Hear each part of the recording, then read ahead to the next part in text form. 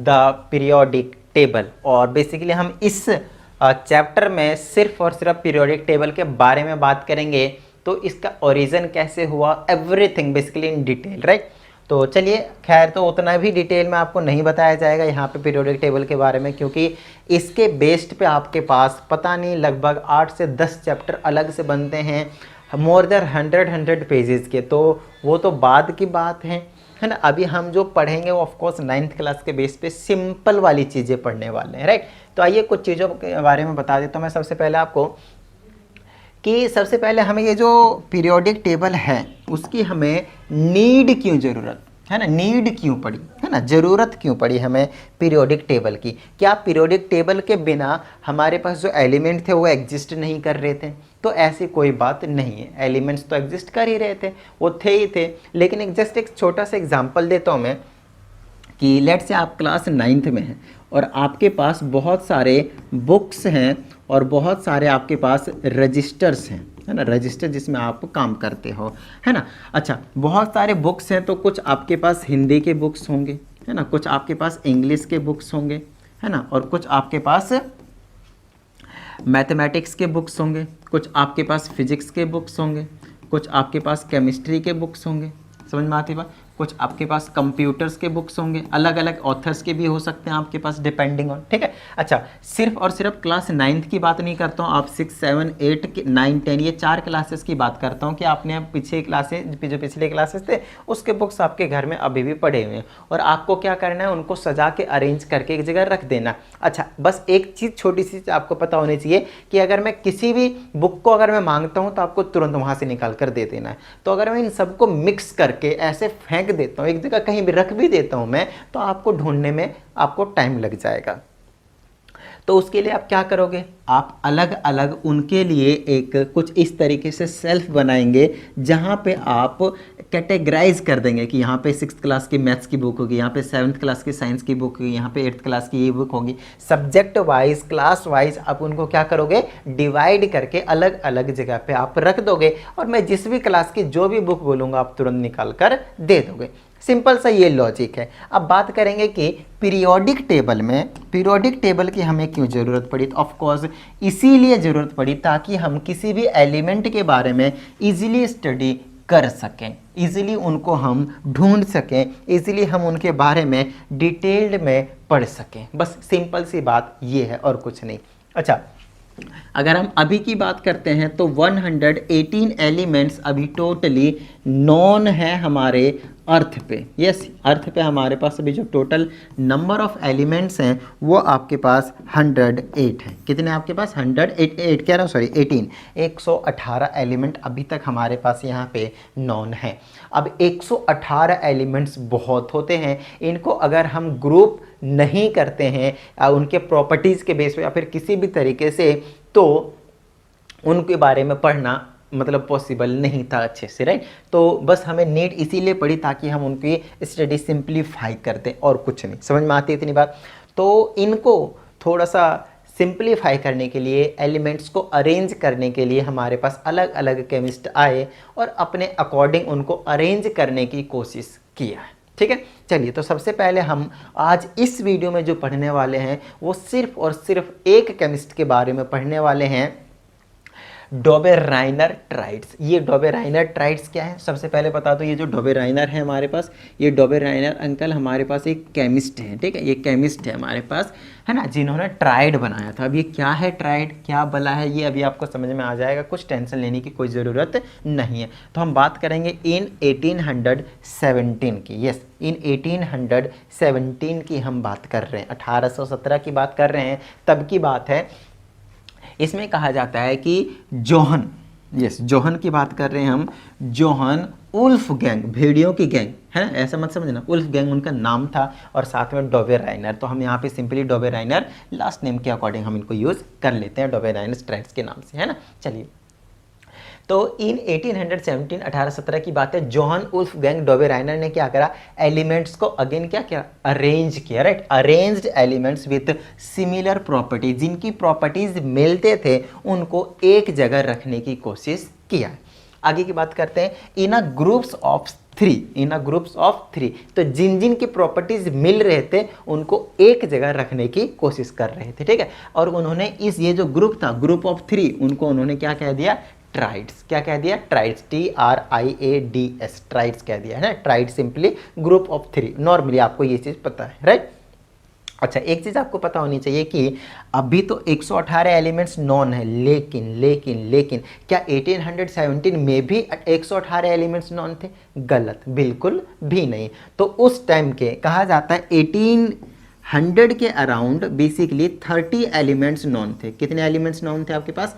30 elements non थे, ठीक है ना, 30 एलिमेंट्स नॉन थे, ठीक है। उसके बाद इनके बाद एक और आए हमारे पास न्यूलैंड्स 1865-66 के अराउंड, मतलब अगर आप कहें तो 50 साल बाद, 50 साल बाद की बात करेंगे हम लगभग, तो 50 साल के बाद पता चलता है कि 56 एलिमेंट्स हो गए। तो 1800 के आसपास की बात करते हैं हम, तो 1817 में, एग्जैक्ट डेट तो नहीं कह सकते कि 1817 में कितने एलिमेंट थे, क्योंकि उसका मुझे प्रूफ कहीं मिला भी नहीं। मैं गूगल भी करा, बुक में भी देखा, कई चीज़ जगह मैंने देख लिया, कहीं पर भी मेरे को मिला नहीं कि एग्जैक्ट 1817 तक कितने एलिमेंट्स नॉन थे। बट इतना ज़रूर पता चल रहा है कि 1800 के आसपास में, 1800 में आपके पास 30 एलिमेंट्स के आसपास नॉन थे, ठीक है। अच्छा, आगे की और बात करते हैं। 1865 मतलब 50 साल बाद, तब आता है 56। इसका मतलब ये है कि 1817 में जब ये डॉबेराइनर अंकल अपना काम कर रहे थे, अरेंजमेंट का काम कर रहे थे एलिमेंट्स को विद देयर फिजिकल और केमिकल प्रॉपर्टी सिमिलरिटी, तो उस टाइम पे 100% 30 और 56 जो इनके बीच में एलिमेंट्स लाई कर रहे होंगे, या फिर 30 भी हो सकते हैं, 40, 35 ऐसे कुछ हो सकते हैं, ठीक है। चलिए आगे की बात करते हैं। अब बात करेंगे कि ये डॉबेराइनर ट्राइड है, उसका मतलब क्या है और ये ट्राइड नाम पड़ा क्यों। तो इनकी सबसे पहले हम ये देखेंगे इन्होंने कहा क्या है, इन्होंने कहा क्या है।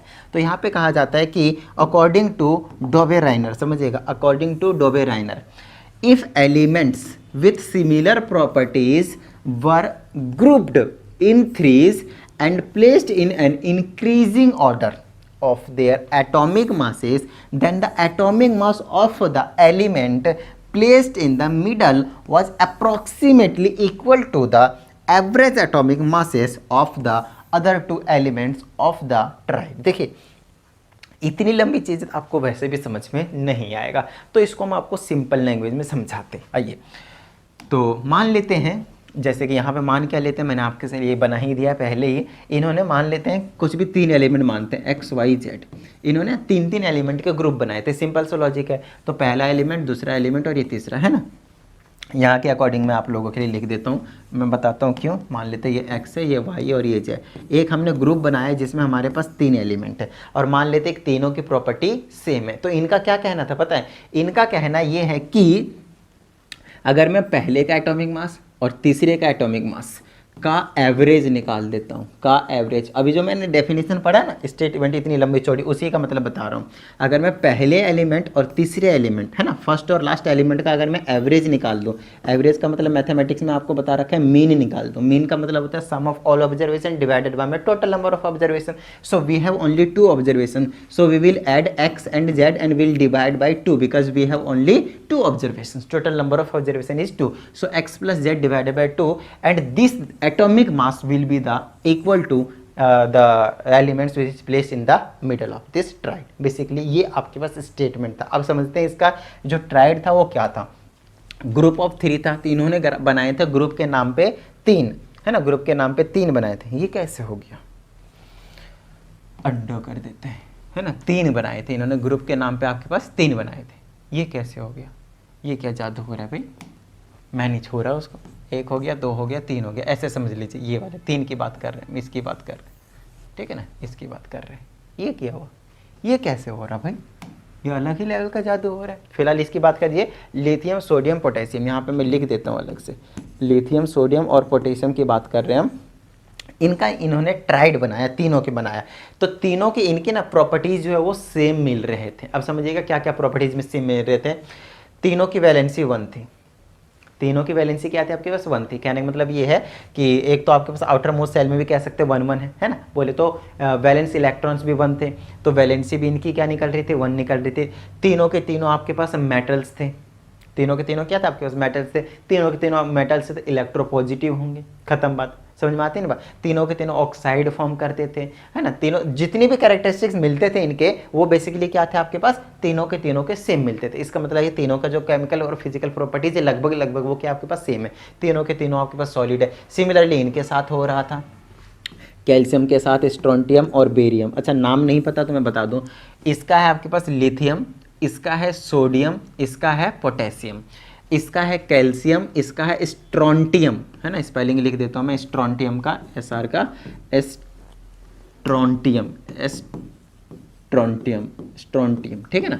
और तीसरा है बीए का आपके पास बेरियम, है ना, ये चीज़ आपको पता होना चाहिए। अच्छा तीसरा वाला ट्राइड जो था आपके पास वो क्लोरीन, ब्रोमीन और आयोडीन। तो ये क्लोरीन आपको मालूम है, ब्रोमीन भी मालूम है और आयोडीन भी आपको मालूम है, लगभग आप लोगों ने नाम जरूर ही सुना हुआ होगा, राइट। चलिए तो आपको यहाँ पे एक चीज़ पता चली है कि उन्होंने 3 ट्राइड बनाए, है देखिए 3 ट्राइड बनाए, तीन के ग्रुप बनाए, इसलिए उसको ट्राइड बोला। ये इसलिए नहीं कि उन्होंने 3 ही बनाए, 1 2 3, ये नहीं, 3 के ग्रुप बनाए इसलिए उनको ट्राइड बोला गया है, 3 के ग्रुप को ट्राइड बोलते हैं, ठीक है ना। तो उन्होंने बेसिकली ये 3 ट्राइड बनाकर दिए थे। अब इन तीनों ट्राइड की ये खासियत थी कि जो भी एलिमेंट उनके ट्राइड में रखे गए थे, जैसे उनके प्रॉपर्टीज आपस में मिलते थे। जैसे अगर मैं इन दोनों की बात करूँ तो वही मेटल वोटल बिल्कुल सेम प्रॉपर्टी बता दिया। अगर मैं इनको बात करूँ तो तीनों की वैलेंसी आपके पास क्या देखने को मिलेगी, फिर से 1 देखने को मिलेंगे। तीनों के वैलेंस इलेक्ट्रॉन साथ हैं, लास्ट वाले सेल में साथ इलेक्ट्रॉन आते हैं। तीनों के तीनों आपके पास नॉन मेटल है, तीनों के तीनों आपके पास डाई एटॉमिक के फॉर्म में एग्जिस्ट करते हैं। तो ये कहीं ना कहीं प्रॉपर्टी जो है वो सिमिलर मिल रहे थे और यही रीजन है इन सबको एक ही ग्रुप में बांध कर रख देना और इसको ट्राइड कह देना, खत्म बात। समझ में आ जाती है इतनी बात। तो ये 3 ट्राइड आपको हमेशा मालूम होने चाहिए डोबेराइनर अंकल के। बोलिए किसी तरह की कोई प्रॉब्लम यहाँ तक, सिंपल है ना, खत्म बात। चलिए आगे की बात करते हैं हम कि आगे इसमें क्या है आगे, है ना। अच्छा आगे की अगर हम बात करते हैं, 3 फालतू चीज़ों को मैं मिटा देता हूँ फिलहाल तो, ठीक है ना, वो चीज़ तो मैंने बता ही दिया कौन कौन से हैं। अब इनके जो स्टेटमेंट है ना उस पर थोड़ा सा फोकस करने की कोशिश करते हैं और उनको हम प्रूव करने की कोशिश करते हैं। जो इन्होंने मास वाली कहानी बताई है ना उस चीज़ पे थोड़ा सा। तो पहला वाला आपको दिख ही गया होगा, क्या है आपके पास, लिथियम है, सोडियम है और पोटेशियम है, ठीक है। तो जो इन्होंने बोला है स्टेटमेंट एक बार अब आप देख लीजिए, अब आपको समझ में आ जाएगा। कहा जाता है इनके जो एटॉमिक मासेस आपको मैंने फर्स्ट वाले वीडियो में, yes the language of chemistry में मैंने आपको फर्स्ट वाले वीडियो में ही आपको मैंने दे दिया है, ठीक है। कहा जाता है अगर मैं मास लेता हूँ, देखिए कहते हैं the elements with similar properties were grouped इन 3, है ना, 3 के ग्रुप में अगर हमने उन एलिमेंट्स को रख दिया जिनकी प्रॉपर्टी सेम है and placed in an increasing order of their atomic masses. अच्छा खास बात ये है कि पहले वाला के एटॉमिक मास कम होना चाहिए, उससे बड़े, उससे दूसरे वाले को उससे ज़्यादा और तीसरे वाले को उससे भी ज़्यादा, मतलब इंक्रीजिंग ऑर्डर में उनके मास होने चाहिए। अब द एलिमेंट प्लेस्ड, अभी आगे बताया जाता है increasing order atomic masses, then atomic mass of the element placed in the middle was approximately equal to the average atomic masses of the other 2 elements of the triad. देखिए मैंने पढ़ तो दिया बहुत जल्दी, लेकिन कहने का मतलब क्या वो देखिए, कहा जाता है जो भी एलिमेंट बीच में रखा जाएगा उसका जो मास होगा मिडल वाला उस किसके इक्वल होगा, बाकी जो 2 एलिमेंट होंगे ग्रुप के ट्राइड के बेसिकली उसी के एवरेज के इक्वल होगा। एवरेज मतलब मीन, खत्म बात। तो अब हम इसको निकाल कर चेकआउट करेंगे। देखिए लिथियम का जो मास होता है वो 7 होता है, सोडियम का जो मास होता है वो 23 होता है और पोटेशियम का जो होता है वो 39 होता है। ये चीज़ हमने आपको पहले वाले में 1 to 20 तक आपको मैंने लिखवा दिया है, ठीक है। 1 to 20 तक तो एटॉमिक मास आपको मालूम होने चाहिए। तो अगर मैं इसका और इसका बोले तो लिथियम का और पोटेशियम का अगर मैं एवरेज निकालता हूँ, है ना, तो क्या आ जाएगा मेरे पास, देख लीजिए 7 प्लस का 39 और डिवाइडेड बाय में 2, क्योंकि 2 थे दोनों को ऐड करके 2 से डिवाइड कर दूंगा, ये आ जाएगा 46 डिवाइडेड में 2 और इसको कैंसिल करूँगा तो कितना आ जाएगा 23। और ये आपके पास 23 बीच वाले का है। इसका मतलब हाँ इन्होंने चेक करके बताया है, ऐसे तो नहीं बताया है। क्या इतनी बात समझ में आ गई, डन है। चलिए आगे की बात कर लेते हैं। दूसरा क्या था, ये गायब हो जाता है यार, कैल्शियम, स्ट्रोंटियम और बेरियम था, है ना। ये आपके पास लिथियम था, सोडियम था, ये कुछ भी हो रहा है अपने आप हो रहा है ना। कैल्शियम है, स्ट्रोंटियम है और फिर आपके पास क्या आ जाएगा, बेरियम है, फिर आ जाएगा आपके पास लिथियम है, सोडियम है और फिर क्या आपके पास पोटेशियम है। कुछ भी हो रहा है इसके साथ तो, चलिए देना पागल नहीं तो ओके। तो और ये आपके पास आयोडीन है, कुछ भी हो रहा है भाई। चलो अब बात करेंगे, एक का तो बता दिया, अब दूसरे का भी बता देते हैं। चलो दिखा देते हैं कि हाँ भाई ये सही है। ए भाई तो दूर हट और दूसरा कलर आ जाए, वाइट वाला आ जाए। तो हमारे पास कैल्शियम, अरे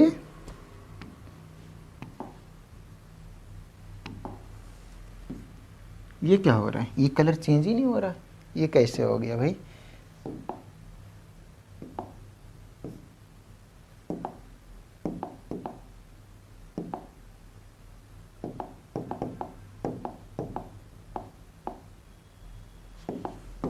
हाँ अब हुआ है, हो यहाँ पे मैंने वो कर दिया। अच्छा बेटा, अच्छा अच्छा अच्छा अच्छा ठीक है।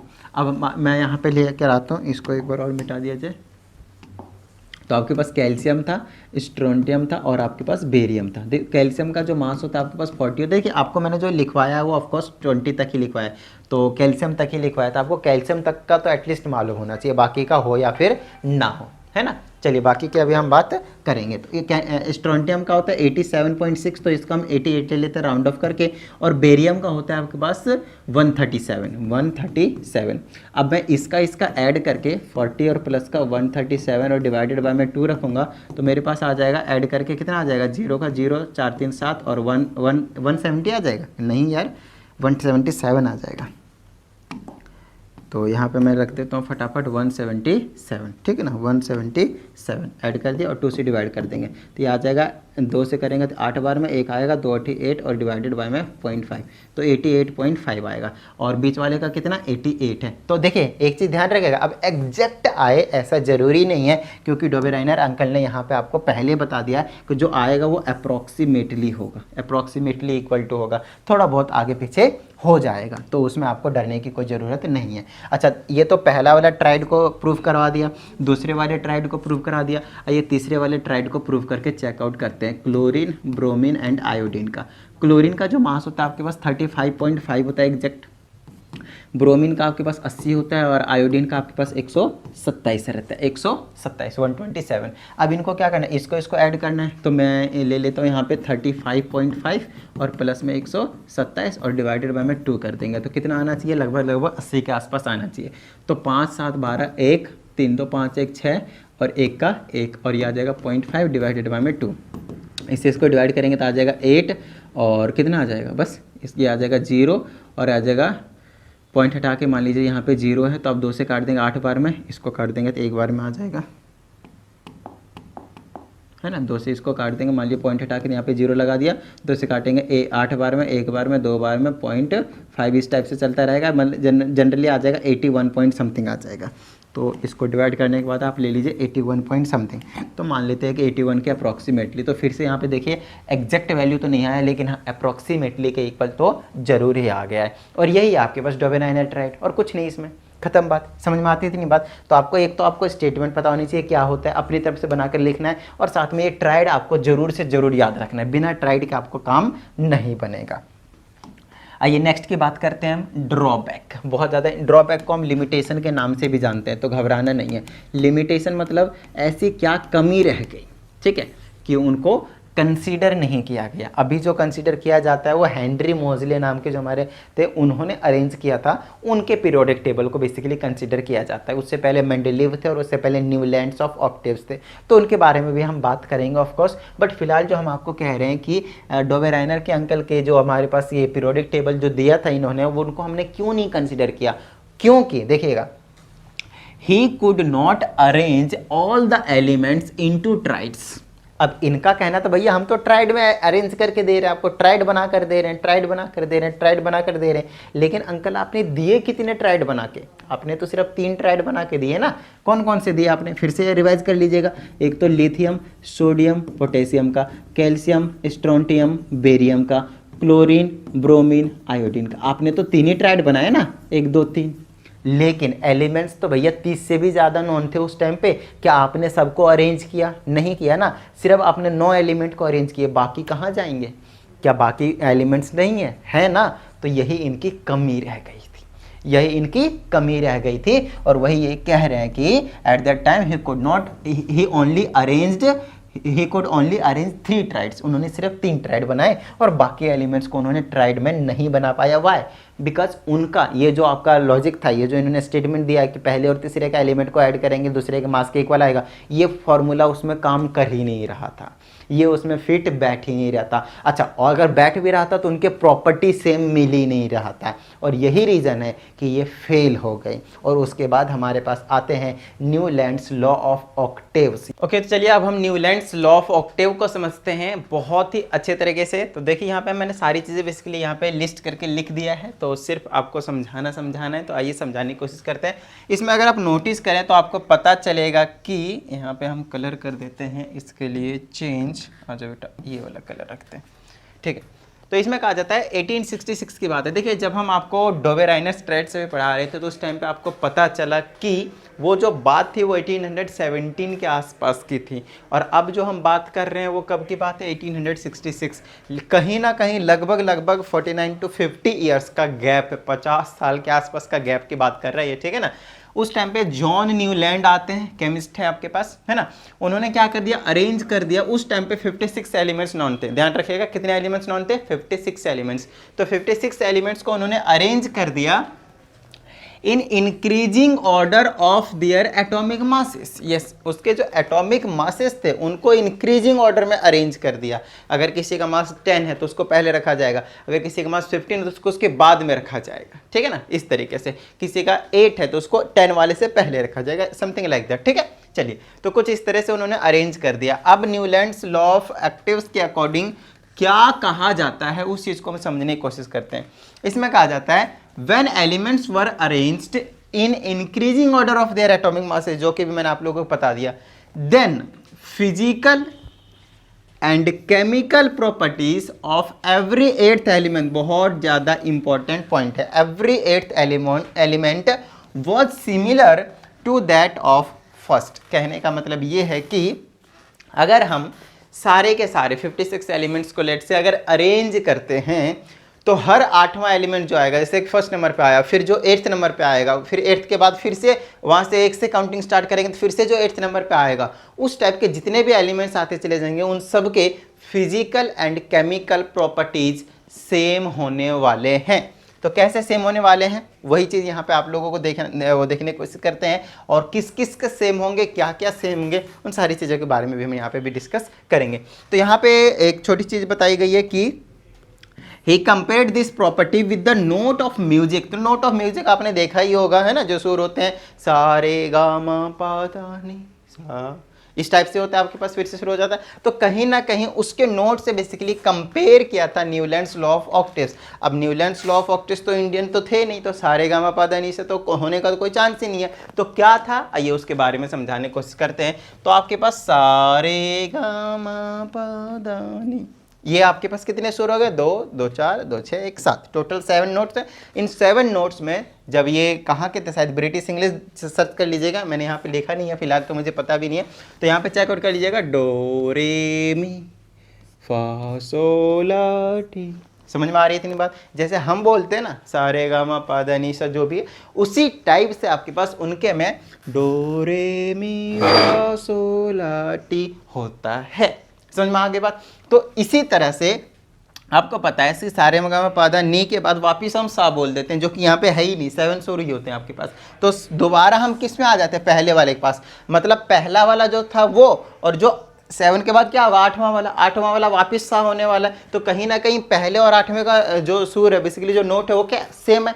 उसी टाइप से यहाँ पे भी डो रे मी फा सो ला टी डो, वापिस डो पे आ जाते हैं, तो हर 8वें का क्या हो जा रहा है, सेम हो जा रहा है। उसी टाइप से इन्होंने कंपेयर करके और बताया था। तो क्या क्या है वो चेकआउट कर लेते हैं। जैसे आपके पास हाइड्रोजन है ना, उसके बाद आपके पास कौन सा है, लिथियम बेरिलियम। अब इसका और इसका सेम नहीं मिल रहा है, इसका और इसका मिल रहा है, ध्यान रखेगा। ये वाले एक इस टाइप से पीरियड वाइज बता रखा है मैंने, इनके मिल रहे हैं, चीज़ों को समझने की कोशिश करिएगा।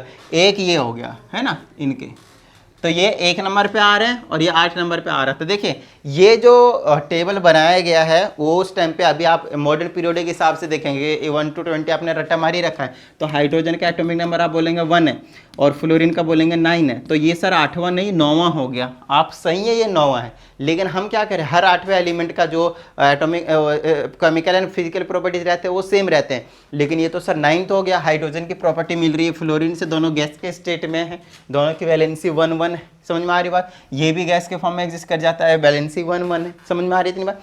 तो इनके जो प्रॉपर्टीज मिल रहे थे वो हर 8वां नहीं बन रहा। अगर आप मॉडर्न पीरियोडिक टेबल के हिसाब से देखें तो जो आपने एटॉमिक नंबर याद कर रखे हैं तो, बट हम बात अभी की थोड़ी कर रहे हैं, हम बात कर रहे हैं 1866 की, 67 की, 68 की।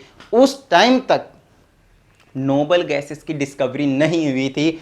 खास बात आपको यहाँ पे ध्यान रखने की जरूरत है, मतलब हाइड्रोजन से लेकर फ्लोरीन के बीच में 2 नंबर पे आता है आपके पास हीलियम। उस टाइम पे ये एग्जिस्ट ही नहीं कर रहा था। जब एग्जिस्ट ही नहीं कर रहा था तो अब बताइए कि 8वां एलिमेंट कौन होगा? क्या फ्लोरीन होगा या नहीं होगा? बिल्कुल होगा सर। लीजिए हम आपको करके दिखा देते हैं। Hydrogen, helium, lithium, beryllium, boron, carbon, nitrogen, oxygen, fluorine. तो ये अगर इसको मैं गायब कर दूं, अब ये है ही नहीं, तो 1 2 3 4 5 6 7, लीजिए 8वां एलिमेंट हो गया। तो कुछ इसी टाइप से नियॉन की डिस्कवरी नहीं हुई थी, तो जब इससे इस पे जंप करेंगे तो 10 नंबर वाला नियॉन को हटा दीजिए, फिर 8वें नंबर पे कौन आने वाला है आपके पास? क्लोरीन ही आने वाला है। समझ में आ गई इतनी बात? ठीक है, क्लियर है? तो उम्मीद करता हूं आप लोगों को ये चीज समझ में आया होगा। हाँ, कुछ ना कुछ आपके पास यहाँ पे इनके भी ड्रॉबैक्स हैं, डिफेक्ट्स थे इनके टेबल में जो भी थे, है ना, जो भी इन्होंने बताया था उसमें।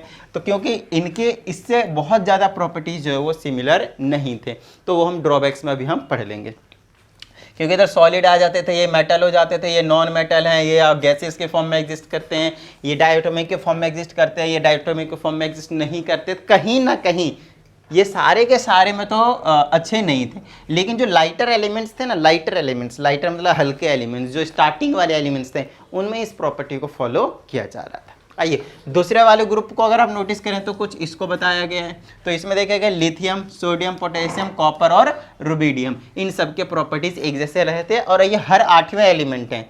लिथियम 3 नंबर पे आता है, सोडियम 11 नंबर पे आता है मॉडर्न पीरियोडिक टेबल के हिसाब से, ठीक है ना। तो ये 8वें नंबर पे आ जाएगा, देख लीजिए अच्छे से। उसी टाइप से ये अगला इससे, है ना, बीच वाले नोबल गैस को हटा दीजिएगा क्योंकि नोबल गैस की डिस्कवरी नहीं हुई थी। चलिए उसी टाइप से आपको ये वाला देख लेना है, उसी टाइप से ये भी है, ये भी है, ये भी है, ये भी है। देखिए टेबल को खैर रट्टा मारने की कोई ज़रूरत नहीं है, बट हाँ कुछ ऐसे 2-4 एग्जाम्पल जरूर आपको याद रखने हैं जिसकी प्रॉपर्टी मैच हो रही हो 8वें से। समझ में आ रही है? हर 8th एलिमेंट की प्रॉपर्टी मैच हो, उससे आपको जरूर याद रखने।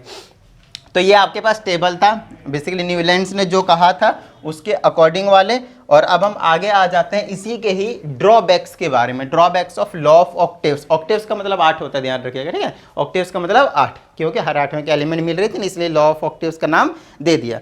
इसमें मत मारो बंदर कहीं का, ठीक है। तो अब नेक्स्ट है हमारे पास ड्रॉबैक्स। ड्रॉबैक्स मतलब डिफेक्ट्स हो गया, डिफेक्ट्स मतलब कमी हो गई, कमी मतलब सिंपल बोल दीजिए लिमिटेशंस पे कहते हैं इसको, ठीक है। आइए तो डिफेक्ट्स हो गए, लिमिटेशंस हो गए, ड्रॉबैक्स हो गए, इनमें से कुछ भी लिख कर आए आपके पास तो घबराना नहीं है। बात एक ही है कि क्या कमी रह गई थी उसमें बताने में, वही सारी चीज़ें आपको लिख देना है। बैठ जाओ उधर चुपचाप। अब क्या करते हैं, इसमें क्या कहा जाता है, इसमें कहा जाता है this law was applicable only for lighter elements. ये चीज़ अभी हमने आपको पहले ही बता दी है ना, लाइटर एलिमेंट्स के लिए अप्लीकेबल है। लाइक अप टू कैल्शियम कह दीजिए, अप टू कैल्शियम के लाइट एलिमेंट्स, उसके बाद वे मैच ही नहीं हो रहे थे। समझ में आ रही है इतनी बात? जैसे कि अगर मैं इसकी बात करता हूँ, देखिए ये ना लाइटर एलिमेंट्स है, कैल्शियम से पहले तक के, अब इसके प्रॉपर्टी इनसे मैच नहीं हो रहे, ठीक है। ये सोडियम तक है, सोडियम के बाद इनकी प्रॉपर्टी उतना ज़्यादा मैच नहीं हो रही, ये सॉफ्ट मेटल, ये थोड़ा सा हार्ड मेटल है। कैल्शियम तक मैच हो रहे हैं इसकी, उसके बाद इनकी प्रॉपर्टी मैच नहीं हो रहे हैं सबसे। उसी टाइप से आगे भी चल रहे थे, तो लाइटर एलिमेंट यहीं तक वैसे भी एप्लीकेबल थे। 56 के 56 एक तो इन्होंने सारे के सारे यहाँ अगर आप नोटिस करें तो अरेंज भी नहीं है। समझ में आ रही है इतनी बात? तो एक तो सारे एलिमेंट्स को भी अरेंज नहीं कर पाए अच्छे तरीके से प्रॉपर्टीज के हिसाब से, और हर एलिमेंट की प्रॉपर्टी मैच नहीं हो रही थी आफ्टर 20 वाले, बोले तो कैल्शियम के बाद वाले, बोले तो जब हैवी एलिमेंट्स आते थे, मास ज़्यादा होते थे जिनके, उन पे ये काम नहीं करता था इनका रूल, ठीक है। तो अप टू कैल्शियम दे दिया, कहता है after calcium every 8th element did not exhibit property similar to that of first. तो आफ्टर कैल्शियम, कैल्शियम के बाद थोड़े से हैवी एलिमेंट्स आने लग गए जिनके एटॉमिक मास ज़्यादा थे, तो उनकी प्रॉपर्टी पहले वाले से मैच नहीं होते थे, उनकी प्रॉपर्टी डिफरेंट हो जाती थी। पहला ये हो गया। दूसरा, Newlands assumed that only 56 elements existed in nature and no more elements would be discovered in future। लो भैया, इनका कहना था कि भैया 56 एलिमेंट अभी 1866 में नॉन है, इसके बाद इन फ्यूचर में कभी भी 56 एलिमेंट से ज़्यादा डिस्कवर नहीं होंगे, जो कि बहुत बड़ी बेवकूफ़ी वाली काम कर दिए थे, है ना। उनके अकॉर्डिंग उस टाइम के हिसाब से सही होगा, बट एक्चुअल में बाद में डिस्कवरी हो गई, जिसकी वजह से ये इनके लिमिटेशन में काउंट होने लग गया। नेक्स्ट आपके पास, in order to fit the elements in his periodic table, Newlands assigned 1 position to 2 elements. समझ में आती है इतनी बात? कहने का मतलब ये है कि अगर इनके टेबल को अगर हम ध्यान से देखें तो 2 एलिमेंट को एक ही पोजीशन असाइन कर दिया है, कोबाल्ट को भी और निकल को भी। देख लीजिए अच्छे से, कोबाल्ट को भी और निकल को भी सेम एक ही पोजीशन दे दिया गया है, जिसकी वजह से ये भी इसके लिमिटेशन में काउंट हो गया। और ओवरऑल आपके पास सिर्फ और सिर्फ इतना ही है न्यूलैंड्स लॉ ऑफ ऑक्टेव्स में पढ़ने के लिए। समझ में आ गई? तो अब मेंडलीव्स पीरियोडिक टेबल पे आ चुके हैं, जिनका बहुत ही ज़्यादा कंट्रीब्यूशन था मॉडर्न पीरियोडिक टेबल बनाने के लिए। बेसिकली स्टार्टिंग से इनको ही फॉलो किया गया था।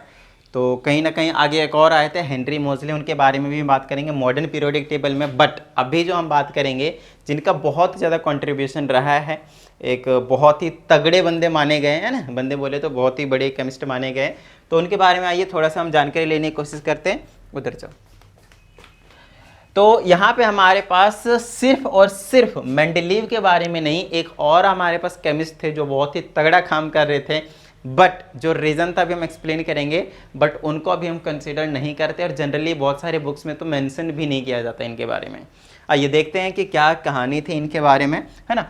तो सबसे पहले मैं बात करता हूँ लोथर मेयर की, ठीक है। लोथर मेयर एक बहुत बड़े केमिस्ट थे, कहाँ के? जर्मनी के, ठीक है। दूसरा आपके पास है वही डिमित्री आइवानोविच मेंडलीव। देखिए पूरा नाम है ये आपके पास, ठीक है, डिमित्री आइवानोविच मेंडलीव, ठीक है। देख लीजिएगा रीडिंग कैसे करते हैं, कोई साइलेंट वाइलेंट होगा तो वो कोई टेंशन नहीं, स्पेलिंग के अकॉर्डिंग मैंने रीड कर दिया। बट यहाँ पे हमारे पास 2 थे, ये हमारे पास बेसिकली रसिया से थे, ठीक है। तो एक तो जर्मनी वाले और एक रसिया वाले, 2 हमारे पास यहाँ पे केमिस्ट हैं और दोनों ही बहुत तगड़े थे। और कमाल वाली बात देखिएगा, दोनों ही तगड़ा काम कर रहे थे। और तगड़ा काम कैसे काम करे? तो दोनों का लगभग आइडेंटिकल, लगभग सेम प्रॉपर्टी वाले एक टेबल जो है वो तैयार हो गया था। अब बात आती है कि फिर मेंडलीव को ही क्यों कंसिडर किया गया, ये लोथर मेयर को कंसिडर क्यों नहीं किया गया? तो आइए देखते हैं, इसके बारे में भी हम समझा देते हैं। तो 1869 में बेसिकली मेंडलीव ने दिया अपना, और इन्होंने भी दिया 2 identical works on the classification of elements. तो एलिमेंट्स को क्लासिफाई करके दोनों का लगभग आइडेंटिकल थे, दोनों के दोनों जो पीरियोडिक टेबल थे वो आइडेंटिकल थे, लगभग सेम थे। तो मैं बता देता हूँ कि लोथर मेयर के पीरियोडिक टेबल में क्या था, इनके में था भाई कि ये जो एटॉमिक वॉल्यूम्स थे वही मेन पीरियोडिक फंक्शन बता दिया किसका? एटॉमिक मासेस का। एटॉमिक वॉल्यूम मतलब एक तरीके से कह दीजिए जो एटम्स के साइज है, उनके जो वॉल्यूम है उसको बता दिया। दूसरा समझिएगा, साइज के अकॉर्डिंग इनमें बात करिए। और दूसरा जो मेंडलीव ने कहा था वो कहा था कि फिजिकल एंड केमिकल प्रॉपर्टीज जो है वो मेन कॉन्स्टिट्यूएंट है पीरियोडिक फंक्शन का बेसिकली, और वो इंक्रीजिंग एटॉमिक मासेस के बारे में भी बताया था। आप समझने की कोशिश कीजिएगा कि क्या डिफरेंस इन दोनों के बीच में। तो जो लोथर ने बताया था और इन्होंने बताया था लगभग सेम है कि साइज बढ़ता जाएगा, मास बढ़ता जाएगा, उसके अकॉर्डिंग हम अरेंज करते जाएंगे। वॉल्यूम का नाम दे दिया गया। तो इन्होंने साथ में जो कंसिडर किया एक खास बात वो थी physical and chemical properties. Increasing atomic mass तो लगभग समझ लिए दोनों में ही आ रहे हैं, क्योंकि वॉल्यूम हो या फिर साइज बड़ा होता जा रहा है तो कोई टेंशन वाली बात नहीं है। लेकिन अगर मैं यहाँ की बात करता हूँ फिजिकल एंड केमिकल प्रॉपर्टीज, वो इनके में एक्स्ट्रा था और वो भी काम बहुत तगड़ा किया इनके लिए, ठीक है ना। अब यहाँ पे समझिएगा, due to earlier publishing and accurate prediction of Mendeleev's periodic table was preferred, ठीक है। अब देखिएगा बहुत ही अच्छे तरीके से, एक तो लोथर ने दिया था और दूसरे हमारे पास मेंडलीव ने दिया था।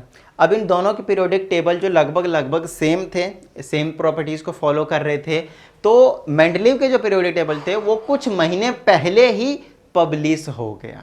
अब जो पहले पब्लिश हो जाता है उनको कॉपीराइट हो जाता है। तो कहीं ना कहीं मेंडलीव को यहाँ पे कामयाबी मिल गई क्योंकि उनको पब्लिश पहले कर दिया गया। और कुछ खास बात और भी थी, कुछ कमी रह गई थी लूथर के पीरियोडिक टेबल में, लाइक प्रिडिक्शन। अभी हम प्रिडिक्शन के बारे में बात करेंगे कि इन्होंने जो प्रिडिक्ट किया एक्चुअल में वही हुआ था, जिसकी वजह से इनको और भी ज़्यादा सहानुभूति मिलने लगी, बोले तो बहुत ज़्यादा इनका कॉन्ट्रीब्यूशन मानने लग गए। आगे की अगर हम बात करते हैं तो यहाँ पे हमारे पास आ जाता है कुछ इस तरह से पीरियोडिक टेबल वाली चीज़ें। तो समझने की कोशिश करेंगे हम यहाँ पे कि क्या लिखा है मेंडलीव के बारे में। ठीक है, यहाँ पे मेंडलीव के बारे में ये सारी चीज़ें हैं। तो सबसे पहले यहाँ पे लिखा जाता है कि मेंडलीव के टाइम पे, यस मेंडलीव के मेंडलीव के टाइम की बात कर रहे हैं हम। At the time of Mendeleev 63 elements were non. तो समझिएगा चीज़ों को बहुत अच्छे तरीके से, 63 एलिमेंट्स उस टाइम पे डिस्कवर हो चुके थे। कब? 1869 की बात है लगभग। ठीक है, थोड़ा बहुत महीने का आगे पीछे होता है, एग्जैक्ट करेक्ट डेट हम बता भी नहीं सकते यहाँ पे, ना ही जनरली आपको गूगल पे मिलेगा। ठीक है, तो अब चीज़ों को समझने की कोशिश कीजिएगा। 1866 में 56 एलिमेंट्स नॉन थे जब मैं आप लोगों को न्यूलैंड्स लॉ ऑफ ऑक्टेव्स पढ़ा रहा था। 1869 में आफ्टर लगभग 3 इयर्स के बाद आपको हमें पता चल जाता है कि 63 एलिमेंट्स हो चुके हैं, मतलब और भी एलिमेंट्स इसमें एड ऑन हो चुके हैं, 7 एलिमेंट्स और भी डिस्कवर किए जा चुके थे, तो 63 हो गए थे। तो इन्होंने क्या करा है, 63 एलिमेंट्स को उन्होंने अरेंज कर दिया 6 पीरियड्स एंड 8 ग्रुप्स में। जो पीरियड्स होते हैं वो हॉरिजॉन्टल रोज होते हैं, हॉरिजॉन्टल, यस, जो सुले हुए होते हैं हॉरिजॉन्टल रोज कहा जाता है पीरियड्स को। और ये आपके पास जो ग्रुप्स होते हैं उसको हम वर्टिकल कॉलम्स कहते हैं। क्या कहते हैं हम इसको? वर्टिकल कॉलम्स कहते हैं। समझ में आ गई इतनी बात? ठीक है, चलिए। तो इन्होंने क्या करा, 63 के 63 एलिमेंट्स में 63 एलिमेंट्स को 6 पीरियड्स एंड 8 ग्रुप्स में इन्होंने डाल दिया, सबको अरेंज कर दिया। अब बोलेंगे कि 6 पीरियड 8 ग्रुप होगा तो 8 × 48 48 एलिमेंट्स ही आएंगे, 63 कैसे आएगा? तो उसके बारे में भी हम बात करेंगे कि कैसे 63 एलिमेंट्स को डाल दिया गया एक ही टेबल में, वो भी 6 पीरियड और 8 ग्रुप वाले में। अभी समझाता हूँ कैसे। तो अच्छा, अब बात आती है कि यहाँ पे जो इन्होंने सिर्फ रख दिया ऐसे ही, वो भी नहीं है। फिजिकल प्रॉपर्टीज, केमिकल प्रॉपर्टीज जिनके मैच हो रहे थे उनको एक ग्रुप या फिर एक कॉलम में रखे गए थे। समझ में आ रही है ना? या फिर दूसरा जो था आपके पास इंक्रीजिंग एटॉमिक मासेस का भी इसमें प्रॉपर तरीके से ध्यान रखा गया था। तो एटॉमिक इंक्रीजिंग एटॉमिक मास के अकॉर्डिंग रखा गया था और साथ में फिजिकल एंड केमिकल प्रॉपर्टीज का प्रॉपर तरीके से ध्यान रखकर एक जगह पे ग्रुप किया गया था। राइट, तो समझ में आते हैं अब कैसे समझ में आएगा कि भैया कैसे किया था 63 एलिमेंट्स को। तो आइए अब यहाँ पे हम देखने की कोशिश करते हैं। ये है आपके पास मेंडलीव का पीरियोडिक टेबल, जिसमें आपको साफ साफ दिख रहे होंगे कि ये रहा आपके पास ग्रुप नंबर 1 2 3 4 5 6, सॉरी ग्रुप क्या रहा हूँ, पीरियड्स हैं ये सारे के सारे क्या आपके पास पीरियड्स हैं। ठीक है, ये सारे के सारे पीरियड्स हैं। जैसे एक हो गया ये वाला, ये सोला हुआ है, सोया पड़ा है ऐसे तक हॉरिजॉन्टल रोज है। 2 हो गए है ना, 3 हो गए, 4 हो गए, 5 हो गए, 6 हो गए, ये रहे आपके पास 6। ठीक है, उसके बाद वर्टिकल कॉलम्स थे, वो उनको हम क्या कह रहे थे, ग्रुप्स कह रहे थे। समझ में आ रही इतनी बात, उसको ग्रुप्स कह रहे थे। तो ये रहा 1 2 3 4 5 6 7 8। अभी हमने आपको यही चीज़ बताया कि उनके 6 पीरियड्स थे और 8 ग्रुप्स थे। समझ में आ गई इतनी बात? तो अब इन सारी चीज़ों को मैं क्या करता हूँ, हटा देता हूँ, है ना, थोड़ा सा बड़ा करके इनको सबको मैं क्या करता हूँ, हटा देता हूँ। ठीक है ना, ताकि आप लोगों को प्रॉपर तरीके से देखिए और आप समझ सकें बहुत ही अच्छे तरीके से। आइए अब अगर हम यहाँ की बात करते हैं तो सिंपल चीज़ों को समझने की कोशिश कीजिएगा। ठीक है, कि क्या बताने की कोशिश कर रहा हूँ, आपको पता चलेगा कि ये 6 पीरियड्स हैं, है ना, जो नंबरिंग भी किए हुए देख लीजिए। और इधर से जो है आपके पास रोमन अंक में देखिए, रोमन डिजिट में 8 तक 8 ग्रुप हैं। ठीक है, अब बात आती है 63 एलिमेंट्स कैसे एडजस्ट किया हुआ वो भी देखिएगा। ठीक है ना, इन्होंने क्या किया, जो पीरियड्स बनाए हैं देख लीजिए, इस तरह एक ही में आपके पास फर्स्ट सीरीज और सेकंड सीरीज के नाम से और डाल दिए इसी में। देखिए 4th वाले में ही फर्स्ट सीरीज और 4th वाले में ही सेकंड सीरीज भी बना दिया, 5th वाले में फर्स्ट सीरीज और 5th वाले में ही सेकंड सीरीज बना दिया है ताकि एलिमेंट ज़्यादा आ जाए। उसके बाद इस वाले में 6th वाले में भी फर्स्ट सीरीज है और सेकंड सीरीज है। समझ में आती है इतनी बात? ठीक है, देखिए एलिमेंट्स को यहाँ पे एडजस्ट किए गए हैं, वरना तो 8 6 या अगर मैं पूरे को फिल कर देता हूँ, कई जगह खाली भी रखा है। ऐसा इन्होंने इसलिए किया था ताकि एलिमेंट्स की प्रॉपर्टीज सिमिलर रहें, उनको एक जगह पर रखा जाए और कोई बात नहीं है। ठीक है ना, ओके अगर हम आगे की बात करते हैं, दूसरे की अगर मैं बात करता हूँ तो यहाँ पे आप लोगों को समझ में आएगा कि अब मैं पीरियड्स में हो चुका है, अब मैं ग्रुप्स में जा रहा हूँ, ठीक है। अब ग्रुप्स में कैसे जाता हूँ समझिएगा। अगर मैं ग्रुप्स ऐसे जाता हूँ, देख लीजिए, तो ये ग्रुप 1 है। अब ग्रुप 1 में भी इन्होंने कैसे कैटेगराइज कर दिया वो चीज़ चेकआउट कीजिएगा। ये रहा ए और बी, ये अलग है और बी अलग है, देख लीजिए ऐसे ऐसे। फिर इसमें भी A B A B A B A B A B A B 7 तक, 1 से लेकर 7 तक इन्होंने A B A B A B A B के फॉर्म में इन्होंने कैटेगराइज कर रखा था, बस 8th को सिंपल रख रखा है। समझ में आती है इतनी बात। अब यहाँ पे बच्चे कई कंफ्यूज हो रहे हैं, सर इसमें ये फालतू चीज़ें क्या लिखी हुई, ऑक्साइड वगैरह हाइड्राइड्स वगैरह, तो कुछ टेंशन नहीं है। ऑक्सीजन के साथ रिएक्ट करके क्या बनाएगा उसके बारे में यहाँ पे बात कही जा रही है। जैसे कि मेरे पास इसमें आता है कि हाइड्रोजन, तो ग्रुप 1 के एलिमेंट है एक तरीके से, देख लीजिए ग्रुप 1 है, ग्रुप 2 है, ये ग्रुप 3 है, समझ में आ रही है इतनी बात। तो वो R2, R का मतलब वो एलिमेंट को रिप्रेजेंट कर रहा है और कुछ नहीं है, तो R2O बनाएगा। जैसे ऑक्सीजन के साथ रिएक्ट करके H2O बनाता है, तो R क्या हो गया, एलिमेंट हो गया, तो H2O बना लिया। उस तरह से लिथियम बनाएगा तो Li2O बनाएगा, वही चीज़ यहाँ पे इंडिकेट कर रहा है। अगर यहाँ पे ग्रुप 2 के साथ हो गया तो ये बेरिलियम ऑक्साइड बनाएगा ऑक्सीजन के साथ ऐसे करके, मैग्नीशियम ऑक्साइड बनाएगा MgO करके, RO, R मतलब एलिमेंट, O मतलब ऑक्सीजन है आपके पास और कुछ नहीं, ठीक है। नेक्स्ट है हाइड्राइड्स। हाइड्राइड्स मतलब सिंपल हाइड्रोजन के साथ रिएक्ट करेगा, हाइड्रोजन हाइड्रोजन के साथ करेगा तो HH बोले तो H2 बना लेगा, लिथियम हाइड्रोजन के साथ करेगा तो LiH बनाएगा। तो R आपके पास एलिमेंट्स को रिप्रेजेंट कर रहा है और H हाइड्रोजन को, और इस तरह से सब में ही आपके पास कंपाउंड्स को दिखाया गया है। दो ही चीज़ दिखाए गए हैं, एक हाइड्राइड्स और एक ऑक्साइड्स। समझ में आती है इतनी बात, ठीक है। तो ओवरऑल इस तरह से ये टेबल था आपके पास, किसका बोले तो मेंडलीव्स पीरियोडिक टेबल का। समझ में आती बात, ठीक है। यही है आपके पास मेंडलीव्स पीरियोडिक टेबल है ना, मेंडलीव का पीरियोडिक टेबल है ये, और कुछ नहीं है। तो चलिए ये हो गया आपके पास पीरियोडिक टेबल की। अब आगे की अगर हम बात करते हैं तो आपको समझ में आना चाहिए कि इसके क्या क्या बहुत ही ज़्यादा तगड़े इन्होंने जो प्रिडिक्शन करे थे उनके बारे में आते हैं। मतलब सिंपल से बताते हैं, हम इनके मेरिट्स के बारे में, कुछ इनके अच्छाइयों के बारे में पढ़ने की कोशिश करते हैं, ठीक है। तो इनके सबसे पहले जो मेरिट्स, उसके बाद हम डीमेरिट्स भी पढ़ेंगे जिसको हम डिफेक्ट्स के नाम से जानेंगे, ठीक है ना। तो आइए मेरिट्स के बारे में अगर हम देखते हैं यहाँ पे, तो हमें पता चलता है कि इन्होंने की थी systematic study of the element. देखिए अभी तक इनके जैसा किसी ने रो वाइज और कॉलम वाइज में एलिमेंट्स को अरेंज नहीं किया था। यस, एलिमेंट्स को अरेंज नहीं किया था, जिसकी वजह से उनको ज़्यादा से ज़्यादा प्यार नहीं मिल रहा था, कंट्रीब्यूशन उनका नहीं मान रहे थे। बट इन्होंने जो रो वाइज और कॉलम वाइज जो अरेंज कर दिए थे ना 63 एलिमेंट्स को, बस उसकी वजह से इनको भर भर के प्यार मिलने लग गया कि भैया बहुत तगड़े इंसान है ये। समझ में आती बात। तो 63 एलिमेंट्स को उन्होंने पीरियड्स में और ग्रुप्स में कर दिया। तो जिन्होंने क्या कर दिया, study of the elements simpler, तो एलिमेंट्स के बारे में जो पढ़ना हो गया वो बहुत ही ज़्यादा आसान हो गया। समझ में आती है इतनी बात, ठीक है। चलें आगे, ओके। चलिए सेकंड वाले का अगर मैं बात करूं तो correction of the doubtful masses. कुछ कुछ एलिमेंट्स ऐसे थे जिनके मास के बारे में 100% श्योरिटी नहीं थी कि इसका इतना ही मास है, तो उसके बारे में मेंडलीव ने करेक्ट करके बताया। जैसे कि बेरिलियम का एक एग्जांपल लेके बता दिया है कि 13.5 से 9 पे ले आए। मेरा कहने का मतलब ये है कि डाउट में था कि 13.5 है या फिर क्या है या फिर नहीं है, तो इन्होंने बता दिया कि नहीं भैया इनका 9 है। और अभी हम बेरिलियम का मास जो है वो 9 के बारे में ही पढ़ते हैं कि 9 ही है। चलिए नेक्स्ट, और इन्होंने और भी करेक्ट किए थे। AU मतलब गोल्ड होता है, PT मतलब प्लेटिनम होता है, IR मतलब इरिडियम होता है, IRIDIUM इरिडियम, और U मतलब आपके पास यूरेनियम है। तो कहीं ना कहीं इनके मासेस में भी इन्होंने चेंजेस लाए, तो जो डाउट थे उनको क्लियर किया था, जिसकी वजह से इनको काफ़ी ज़्यादा प्यार मिला था। चलें भाई, हाँ हमें कोई नहीं करता प्यार। चलो भाई नेक्स्ट आपके पास तीसरा वाला। अगर हम तीसरे की बात करते हैं तो ये बहुत ही तगड़ा, इनको तगड़े वाले जो मेरिट्स होते हैं उनमें लिस्ट किया गया है।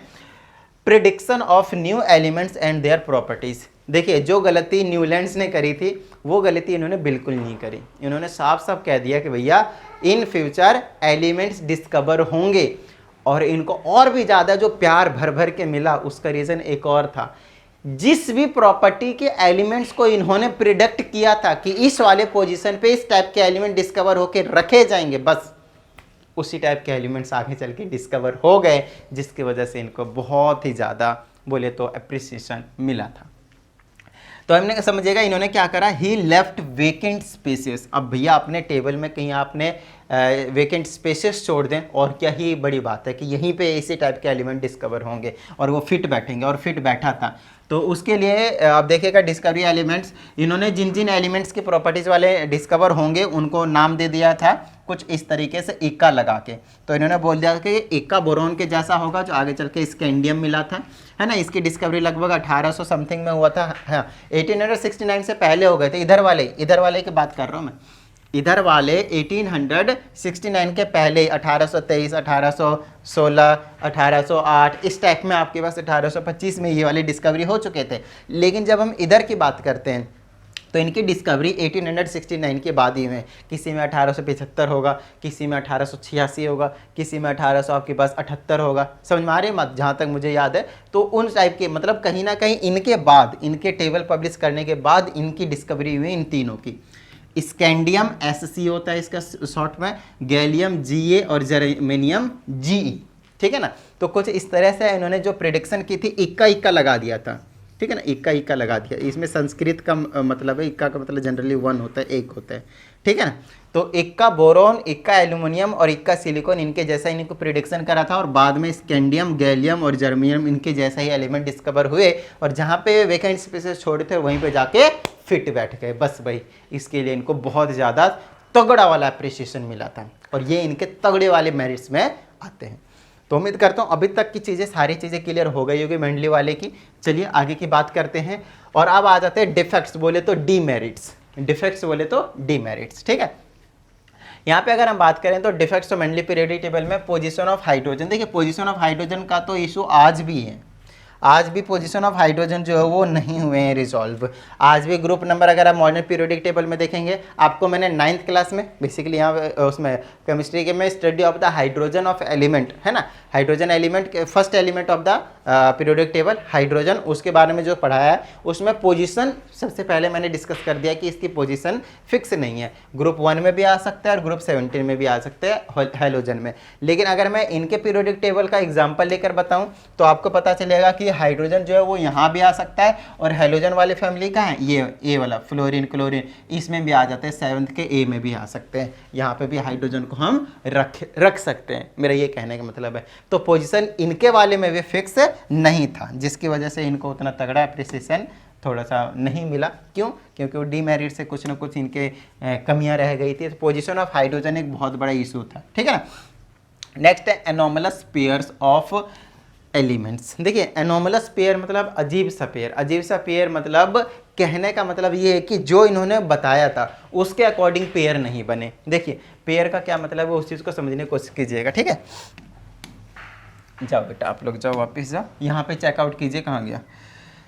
इन्होंने बोला था इंक्रीजिंग एटॉमिक मास होगा, है ना, इंक्रीजिंग एटॉमिक मास होगा, ये कम ज़्यादा कैसे हो रहा है, यहाँ पे आते हैं, हाँ अब देख चेकआउट कीजिएगा इन दोनों को बहुत अच्छे से। ये रहा, इसका मास कितना है 58, नहीं दिख रहा है तो मैं इधर लिखकर दिखा देता हूँ, 58.93 है कोबाल्ट का, और इधर निकेल है आपके पास, निकेल का कितना है 58.71, ये इनके एटॉमिक मास है। अब इन दोनों में से एटॉमिक मास किसका ज़्यादा है, तो एटॉमिक मास इसका ज़्यादा है।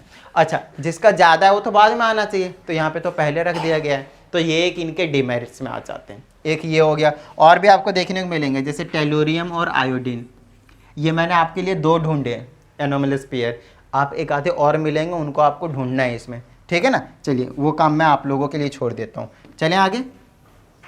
ओके तो नेक्स्ट है आपके पास डीमेरिट्स कौन सा है, नेक्स्ट चेकआउट कर लेते हैं। तो नेक्स्ट आपके पास पोजीशन ऑफ आइसोटोप्स। देखिए एक चीज़ समझने की कोशिश कीजिएगा कि जब हम पोजीशन ऑफ आइसोटोप्स की बात करते हैं तो आइसोटोप्स वो होते हैं जिनके एटॉमिक नंबर सेम होते हैं बट मास नंबर डिफरेंट होते हैं। फॉर एग्जांपल अगर मैं कार्बन की बात करता हूँ तो एटॉमिक नंबर सेम रहते हैं लेकिन ये एग्जिस्ट करता है मास नंबर, सॉरी मैंने क्या लिख दिया, अरे 6 एटॉमिक नंबर सेम रहता है, मास नंबर 12, 13 और 14 में एग्जिस्ट करते हैं अलग अलग। इसकी कॉम्पोजिशन अबंडेंट परसेंटेज ज़्यादा है जिसकी वजह से हम इसके बारे में पढ़ते हैं, इन दोनों के बारे में नहीं पढ़ते हैं। हाइड्रोजन का आपके पास एटॉमिक नंबर 1 1 1 1 ही रहते हैं बट मास नंबर 1 और 2 और 3 रहते हैं। समझ में आती है इतनी बात। तो कहीं ना कहीं इन आइसोटोप्स में इनकी तो पोजीशन फिक्स है, लेकिन क्या इनकी पोजीशन फिक्स है? नहीं है, पोजीशन है ही नहीं, कहीं नहीं है पीरियोडिक टेबल में, तो जिसकी वजह से इनका एक डिमेरिट्स हो गया। नेक्स्ट है इलेक्ट्रॉनिक कॉन्फ़िगरेशन। अगर आप मॉडर्न पीरियोडिक टेबल को देखेंगे तो आपको इलेक्ट्रॉनिक कॉन्फ़िगरेशन के साथ में मिलेगा। अभी आपको नहीं समझ में आएगा, आगे 11th क्लास में पढ़ाया जाएगा, उसमें लिखा रहेगा 1s2 1s1, हाइड्रोजन में देखेंगे 1s1 लिखा रहेगा, फिर हीलियम में देखेंगे 1s2 रहेगा, फिर लिथियम में देखेंगे 1s2 और फिर 2s1 रहेगा। तो कहीं ना कहीं जब आप उसको खोलेंगे तो आपको उसमें इलेक्ट्रॉनिक कॉन्फ़िगरेशन भी देखने को मिलेगा, जिसकी वजह से इनके पीरियोडिक टेबल में नहीं था, तो एक तरीके से डिमेरिट्स बना दिए गए हैं, है ना। तो कुछ ऐसे भी एलिमेंट्स थे, ऐसा नहीं है सिर्फ इतना ही है, कुछ और भी ऐसे एलिमेंट्स थे जिनके प्रॉपर्टीज नहीं मिल रहे थे और सेम में रख दिए, जिनकी प्रॉपर्टीज मिल रहे थे उसको अलग कर दिए। तो कहीं ना कहीं वो एटॉमिक मास को मैनेज करने के लिए और भी दूसरे प्रॉपर्टीज को मैनेज करने के लिए कर दिया है। 100% तो भैया सही नहीं, इस बात का और ध्यान रखना है। तो मेन जो थे वो मैंने आपको डिमेरिट्स, इनके डिफेक्ट्स, जो लिमिटेशन जो थे, ड्रॉबैक्स थे, वो मैंने आप लोगों को बता दिए। तो उम्मीद करता हूँ आप लोगों को मज़ा आया होगा और सारी चीज़ें समझ में आई होगी। और अगर ऐसा है तो फटाफट वीडियो को लाइक कर दीजिए, और साथ ही अगर आप इस चैनल पर एक नए स्टूडेंट हैं तो चैनल को सब्सक्राइब करके बेल आइकन को जरूर प्रेस कीजिएगा। चलिए मिलते हैं अगली वीडियो में, प्रैक्टिस करते रहिएगा। जय हिंद।